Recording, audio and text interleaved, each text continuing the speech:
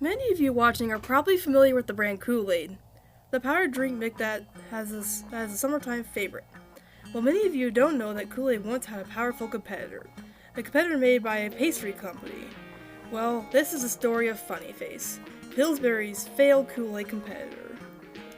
In 1964, Pillsbury, yes, the cookie and cake company, decided that they wanted to get some of that powdered drink dough, no pun intended, that Kool-Aid was making.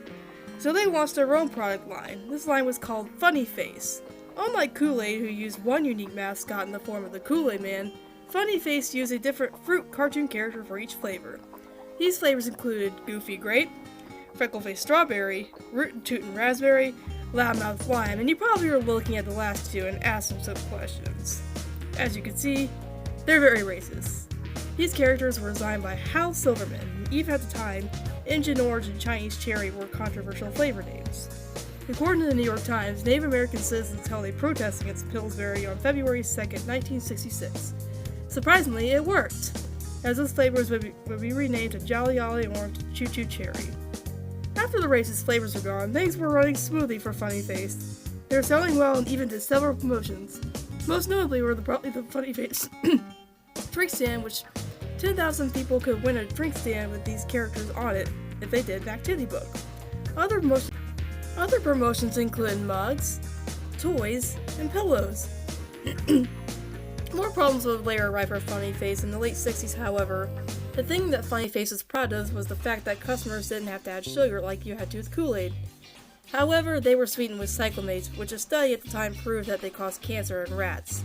So the FDA banned them in the US. The study has recently become controversial, so it's unknown whether or not cyclamates are actually dangerous. So Funny Faces pulled off the shelves, and the scientists at Pillsbury made a new formula that used saccharin, but kids didn't like the new flavor. After this, Funny Face became the same as Kool-Aid, where you had to add the sugar, but later on some bigger packets with the sugar in them would come out.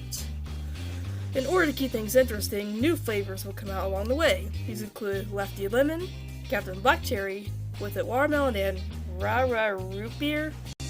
Seriously, that's not even a fruit, but whatever.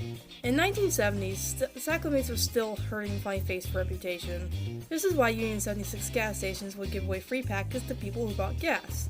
A Funny Face fan club would also be made, and in the mid-70s, these characters would get redesigned. Let's just say, I'm not a huge fan. How could they do my boy Goofy Grape like that? He doesn't look as goofy anymore. In the final fall of Funny Face to be the 1970s commercials. They're so boring.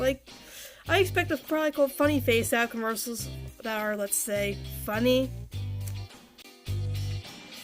No, the commercials we got were boring and bland. Characters like Goofy Grape and Lefty Lemon were talking and moving like normal people, and it's boring. You're more likely to remember a giant pitcher bursting through the wall and yelling, "Oh yeah!"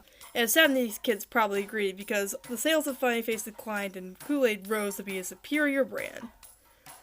Pillsbury would sell a Funny Face in the 80s, where separate distributors would produce it until 1994, while the Midwest and New England would still sell it until 2001. After that, it would disappear entirely. Pillsbury actually tried making a powdered drink in the 80s called Moo Juice, but that also failed. But don't worry, our Funny Face story doesn't end here. In 2009, Renegade Animation, known for the Mr. Men Show and the Tom and Jerry Show, would bring these characters back to life. They would make a series of shorts starring these characters, along with two new characters called Bad Apple and Top Banana. Now this is what I would expect from a product called Funny Face. If the commercials from the 70s were like this, maybe the drinks would still be around. I also loved how they used the classic looks of the characters for the show. And every episode is on YouTube, and I highly recommend you check it out after this video. For the future of Funny Face, the cartoon itself would have a website and a bunch of merch planned, but we only got the pills for Goofy Grape, Jolly Jolly Orange, and Lefty Lemon. The second season never came to be. A series of dried cranberries actually came out the line using these Funny Face dried cranberries. They would use the designs of the characters from the cartoon. The website went down in 2018, but can still be viewed via the Wayback Machine. While it's completely unknown what the future of Funny Face is, we can always hope maybe the cartoon can make a comeback. Maybe his drinks can come back on our shelves. You never know.